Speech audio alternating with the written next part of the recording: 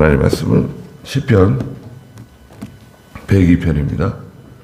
시편 102편 12절 말씀부터 다시 보겠습니다. 시편 102편 12절입니다. 그러나 여호와시여, 주께서는 영원히 보좌에 앉으시며 주님에 대한 기억은 대대에 이를 것입니다. 주께서 일어나셔서 시온을 불쌍히 여기소서. 지금은 은총의 때이며 정하신 때가 이르렀기 때문입니다. 그랬습니다. 예. 하나님의 보좌는 영원한 보좌이다. 주님에 대한 기억은 대대에 이를 것입니다. 하나님께서 은총을 베풀어 주시고 구원해 주시고 또 우리에게 베풀어 주신 모든 은혜에 대한 그 기억, 그 전통, 우리가 다 그 기억을 이어받아서 지금 하나님 섬기고 있잖아요. 네. 자, 우리 믿음의 선배들, 믿음의 선진들이 그 하나님의 그 기억을 다 우리에게 전해주고 있는 겁니다. 가르쳐 주는 겁니다. 예. 하나님의 나라는 영원하다. 13절에 주께서 일어나셔서 시온을 불쌍히 여기소서. 시온은 이제 예루살렘을 가르치고 하나님의 세계죠. 하나님의 집. 또 신약시대에 교회라고도 할 수 있습니다. 교회. 일어나신다고 하는 것은 하나님께서 일하신다. 하나님께서 역사하신다. 이런 뜻을 가지고 있죠. 일어나셔서 우리를 불쌍히 여기라는 겁니다. 예. 하나님께서 일어나실 때가 있어요. 가만히 계시는 것 같은데요. 심지어는 2절에는 나의 괴로운 날에 아주 힘들고 고통스러운 그런 때를 만났는데 하나님은 얼굴을 돌리시는 것 같아요. 얼굴을 숨기시는 것 같아요. 내 기도를 들어주시지 않으시는 것 같고 뭐 돌아 앉으신 것 같아요. 그래서 시편의 다른 성경에서는 하나님의 등짝만 보인다는 거예요. 아니 왜 하나님 돌아 앉으셔가지고 얼굴만 잠깐 이렇게 비춰주시면 될 것 같은데 하나님의 등짝만 제가 바라보고 있습니다. 그것은 또 무슨 의미입니까? 하나님께서 돌아 앉으신 게 아니라 사실은 뭔가요? 내가 하나님 저 뒤편에 가 있는 거예요. 말하자면 계시록에 하나님의 음성을 들어야 되는데 나팔소리처럼 큰 음성이 들리는데 그 음성이 내 뒤에서 나는 음성이에요. 아니 왜 앞에서 하나님 내게 말씀하시지 않고 왜 뒤에서 말씀하십니까? 그게 아니라 내가 하나님 뒤편에 간 거예요. 내가 돌아선 거예요. 하나님 왜 하나님 등짝만 보여주십니까? 그거 아니에요. 하나님이 돌아 앉은 게 아니라 하나님이 고개를 돌리신 게 아니라 사실은 뭐냐? 내가 하나님 반대편에 가 있는 거예요. 세상을 바라보고 세상을 향해 있는 겁니다. 일어나셔서 이제 저희를 좀 불쌍히 여겨 주십시오. 지금이 바로 은총의 때이고 정하신 때가 이르렀기 때문입니다. 지금이 은총의 때입니다. 하나님, 지금이 바로 은총의 때입니다. 지금은 어떤 때인가? 고난이 너무 심해요. 고난이 너무 심해가지고 부르짖고 연기처럼 타들어가는 것 같아요. 속이 타들어갑니다. 3절에서는 막 속이 타들어가고 뼈가 숯불처럼 다 타들어가는 것 같고 몸이 그냥 몸도 어디 좀 아픈지 피골이 상접한 것처럼 그냥 다 시들고 오전에는 뼈가 살에 붙었어요. 광야의 올빼미처럼 보이고 황무지의 부엉이처럼 외롭고 쓸쓸하고 처량한 신세가 되었습니다. 외로운 참새처럼 원수들은 조롱하고 비방하고 9절에서는 재가 양식처럼 입안에 들어오고 눈물이 자꾸 흘러가지고 입안으로 들어오고 너무나 힘들어요. 이거 언제 이 고통이 끝날지 또 몸이 회복될지 알 길이 없어요. 그러다가 10절에 깨달은 게 뭐죠? 이거 하나님의 징계로구나. 내가 이게 하나님을 잘못했구나. 자기의 죄를 깨닫게 되죠. 예. 이게 하나님의 징계, 하나님의 진노라는 것을 깨달았어요. 그러니까 이 모든 그 일련의 과정, 이 고난이 막 심한데 이 모든 그 일련의 이 과정은 하나님의 은혜예요. 하나님의 은혜로구나. 하나님의 은총이로구나. 정하신 때가 이르렀다는 것을 제가 알고 있습니다. 정한 때가 있어요. 정한 때. 열흘 환란은 끝이 있다는 거죠. 이렇게 시련이 있는데, 열흘 시험이 있는데 끝이 있다는 거예요. 기한이 정해져 있는 거다 이거는. 그러니까 열흘 시험 잘 참으라 그러시는 건데 정하신 때가 다 되었다는 것을 제가 알고 있습니다. 14절에 참으로 주님의 종들이 시온의 돌들을 귀히 여기고 그곳의 먼지에도 정을 느끼고 있습니다. 네, 시온의 돌, 시온의 먼지, 흙이네요, 흙. 네, 의역하면 흙입니다. 네, 풀 한 포기에도 정이 가네요. 네, 그래서 사람들이 어떤 사람이 이민 갈 때 자기 고향 땅 흙을 항아리에 담아가는 사람도 있습니다. 너 흙을 왜 비행기에다 싣고 오려 그러냐. 흙은 뭔가 자기 마음이 가는 곳입니다. 그래서 마음이 가는, 내가 언제 다시 고향 땅에 돌아올 수 있을까. 흙을 퍼담아 가지고 간단 말이죠. 시온 예루살렘에 돌 하나, 나무 하나, 풀 한 포기, 그 다 마음이 가 있는 거예요.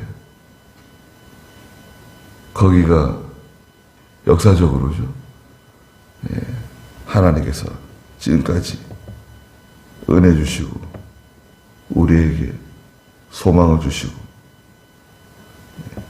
그 시온이라 그러면 참 우리의 그 신앙의 근거지. 우리도 그런 곳이 있잖아요. 우리의 신앙의 근거지. 은혜 받던 곳. 하나님께 열심히 기도하던 곳. 생각나잖아요. 15절에 민족들이 여호와의 이름을 두려워하며 땅의 모든 왕들이 주님의 영광을 두려워할 것입니다. 민족들, 땅의 모든 왕들, 모든 나라 백성들 다 하나님을 두려워할 때가 온다. 그리스도를 두려워할 때가 온다. 지금이야 뭐 하나님 무시하고 살아가지만 하나님을 두려워할 때가 옵니다. 언제냐? 뭐 궁극적으로는 예수님 재림하실 때죠. 재림하실 때 다 두려워서 산과 바위 틈에 다 숨어 들어가고 나를 가리워달라 그러고 16절에 참으로 여호와께서 시온을 세우시고 주님의 영광 가운데 나타나실 것입니다. 지금 시온이 비참해요. 다 무너진 것 같아요. 쓰러진 것 같아요. 다 어두워지고 비참합니다. 그런데 그 시온을 이제 하나님이 세워주시는데 누굴 통해서 세워주시는가? 하나님의 징계 받고 다 비참해졌는데 하나님께서 이제 우리를 세워주실 때가 온다. 회복이죠, 회복. 회복시켜 주실 때가 와요. 누굴 통해서 하시는가? 17절에 보니까 주께서는 헐벗은 사람의 기도를 들으신다. 헐벗은 사람. 이 사람은 마태복음 5장에 있는 것과 같이 심령이 가난한 사람입니다. 심령이 가난한 사람은 복이 있다. 하나님께서 배부르게 해주실 것이다. 그들의 기도를 멸시하지 않으십니다.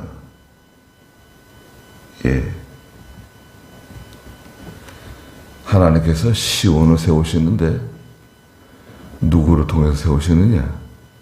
이 헐벗은 사람, 가난한 사람, 심령이 가난하고 애통하고 하나님께 엎드려 기도하고 회개하는 회개하는 사람, 하나님이 그 사람 통해서 하나님의 일을 해나가시는 겁니다. 사람은 뭐예요? 사람은 4절에 있는 것처럼 내가 음식 먹는 것도 잊을 정도로 마음이 풀처럼 시들어 말랐습니다. 다 풀과 같이 다 시들고 너무나 연약해가지고요. 너무나 연약해가지고 우리 사람들은 하나님께 뭐 조금만 징계를 받아도요 기가 팍 죽습니다. 우리가 실상 병원에 가가지고 링거라도 하나 꽂고 누워있어 보세요.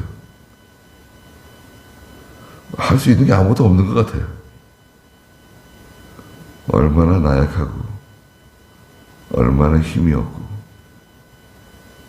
근데 하나님께서는 또 하나님의 일을 해나가실 때 또 이런 연약한 사람들을 통해 또 해나가세요. 베드로전서 1장 24절에 보면 거기도 같은 말씀 하셨죠. 모든 육체를 풀고 갔다. 한번 읽어주시겠어요? 베드로전서 1장 14절, 24절. 그러므로 모든 육체는 풀과 같고 그의 모든 영광은 풀의 꽃과 같으니 풀은 마르고 꽃은 떨어지나 주님의 말씀은 영원토록 있다. 라고 하였으니 이것이 바로 너희에게 선포된 말씀이다. 모든 육체는 다 풀과 같고 풀과 같다. 풀과 같다는 거죠. 그의 모든 영광, 사람에게 있는 모든 영광은 풀의 꽃과 같이 오래 가지 못한다는 거예요. 꽃이 참 아름답고 얼마나 화려하고 참 얼마나 사람들에게 기쁨을 줍니까? 그러나 그게 오래 못 가요. 풀은 마르고 꽃은 떨어지지만 주의 말씀은 영원토록 있다. 여기 중요한 겁니다. 주의 말씀은 영원토록 있다는 게 뭐냐 도대체. 말씀이 영원토록 있다는 거 아닙니까? 그게 아니라 하나님의 말씀대로 된 것은 하나님이 영원히 잊지 않으신다. 기억하신다. 하나님의 말씀대로 되어진 것만 영원히 남는다는 거예요. 예. 인생은 짧고 불처럼 연약하고 꽃처럼 다 떨어지지만 그 가운데 하나님 말씀대로 된 것, 말씀대로 된 것은 하나님 영원히 남는다는 거예요. 그 연약한 그 사람을 통해서 하나님은 시온을 다시 건설하시고 회복시켜 주십니다. 우리가 연약하지만 하나님께 엎드려 기도하고 부르짖고 그들의 기도를 하나님 멸시하지 않으신다. 하나님 멸시하지 않으세요. 기도하고 회개하고 돌아서면 돼. 회개하고 돌아서면 망하지 않습니다. 부끄러움 나가지 않아요. 아니 회개하고 돌아서는데 뭘 더 이상 무슨 부끄러움이 있어요? 걔는 그 사람의 열등감, 자기 열등감이 가득하고 쓸데없는 그런 자존심, 그 자존심 때문에 아무것도 못해요. 그 자존심은 뭐 이렇게 어디서 그런 자존심이 생겼는지. 18절에 오는 세대를 위하여 이를 기록할 것이니 새롭게 창조될 백성이 여호와를 찬양할 것이다. 예, 오는 세대, 후손들이네요. 후손들을 위해서 이것을 기록할 것이다. 새롭게 창조될 백성이 여호와를 찬양할 것이다. 네. 믿음의 후손들, 예. 또 다른 세대가 예. 이 하나님 말씀을 듣고 하나님 말씀을 배우면서 하나님을 섬기고 은혜를 받고 또 하나님의 나라를 세워갈 건데 시온을 건설해 가는 겁니다. 계속해서 그 내려오는 믿음의 전통을 따라서 하나님의 나라를 세워가는 거예요. 예. 이게 정말 중요한 일입니다. 19절에 여호와께서 성소 높은 곳에서 내려다보시며 하늘에서 땅을 살피셨으니 하나님께서 성소 저 높은 곳에서 이렇게 내려다보신다는 거예요. 그 뭐 하나님 성소에만 계시는 거예요? 하나님은 온 땅에 충만하신 하나님이신데요.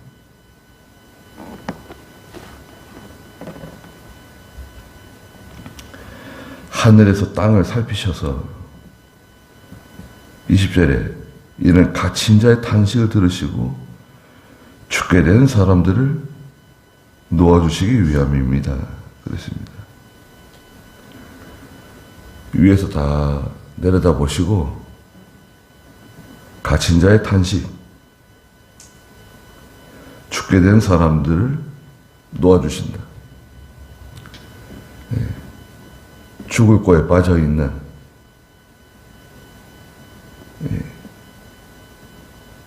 모든 성도들 하나님 건져주세요.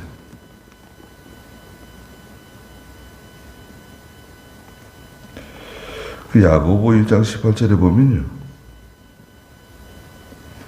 하나님의 백성, 성도는 하나님의 것이다. 네. 첫 열매. 그 야고보 1장 18절 한번 읽어주시겠어요? 그분께서 우리로 피조물 가운데 첫 열매가 되게 하시려고 자신의 뜻에 따라 진리의 말씀으로 우리를 낳으셨다. 네. 우리는 하나님의 소유인데요. 하나님의 소유. 구약에서는 그것을 첫 열매라 그랬어요. 첫 열매. 첫 열매는 내 것이다. 예. 말씀하시고. 그 첫 열매는 이스라엘 백성 전체를 상징하기도 하지만 그 중에 특별히 레위 지파 사람들. 하나님의 소유다. 내 것이다. 오늘날 믿는 성도들이죠. 예. 구원하시기 위해서 하나님의 소유로 삼으시고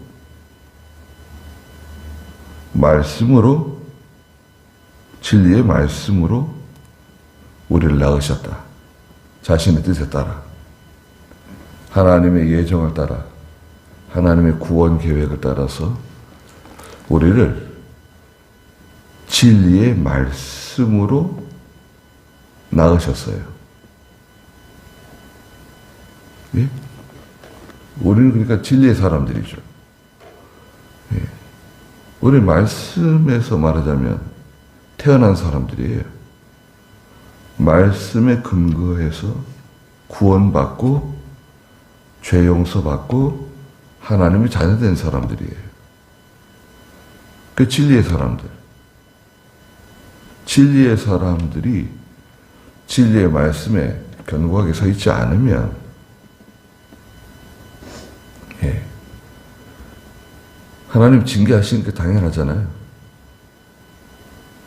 예루살렘이라도 아무리 아름다웠고 아무리 귀한 예루살렘, 솔로몬 성전, 시온 성이라 하더라도 하나님께서 원수에게 다 붙이셨습니다.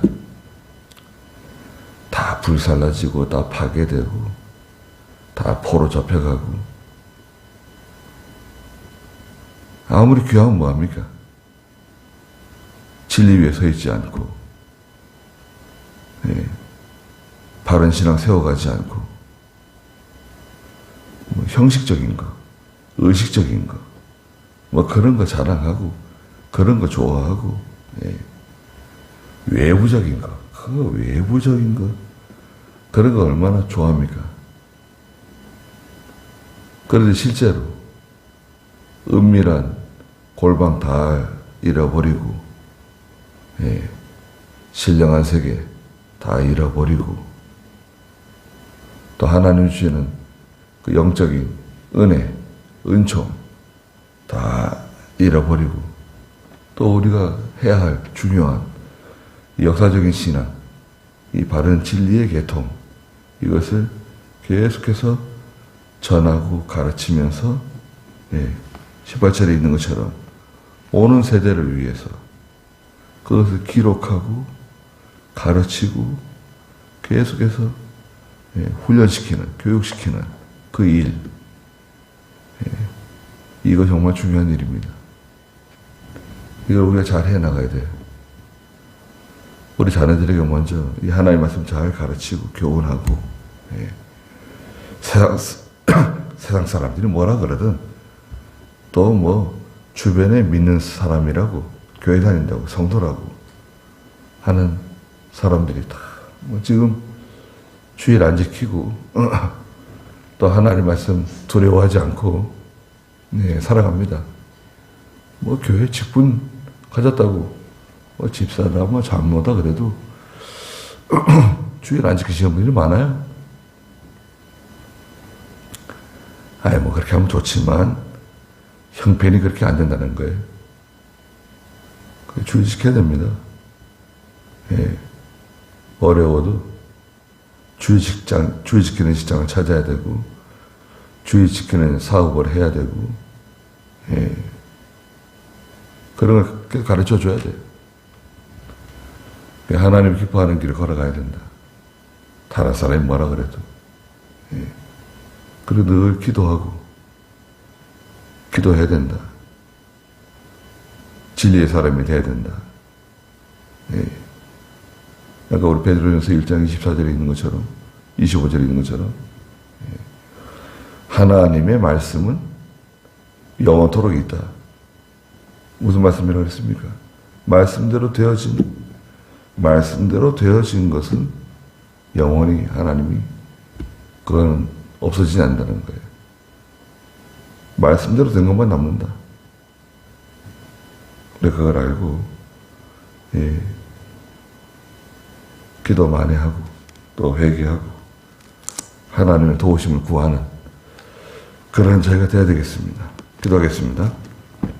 거룩하신 하나님, 저희는 다 풀과 같고 너무나 연약하고 언제 쓰러질지 알 수 없는 그런 저희들을 통해서 하나님께서 시온을 건설해 가시고 하나님의 나라를 세우려고 하시는 하나님의 큰 은혜와 사랑을 감사드립니다. 제가 항상 하나님 앞에 진리의 사람으로 견고하게 살아갈 수 있도록 하나님 도와주시고 우리 믿음의 조상들로부터 내려오는 바른 신앙, 바른 전통, 하나님을 두려워하며 하나님을 바로 섬기는 이 모든 이 믿음의 일들을 우리가 따라가게 해주시고 또 우리 후세들에게 가르치고 전하게 해주시옵소서. 그리고 항상 하나님께 부르짖으며 하나님을 두려워하며 하나님 뜻대로 하루하루 살아가는 제가 다 되게 해주시옵소서. 오늘도 귀한 하루 주셨사오니 하나님께서 함께 해주시고 저희들을 보호해 주시옵소서. 예수님의 이름으로 기도드리옵나이다. 아멘.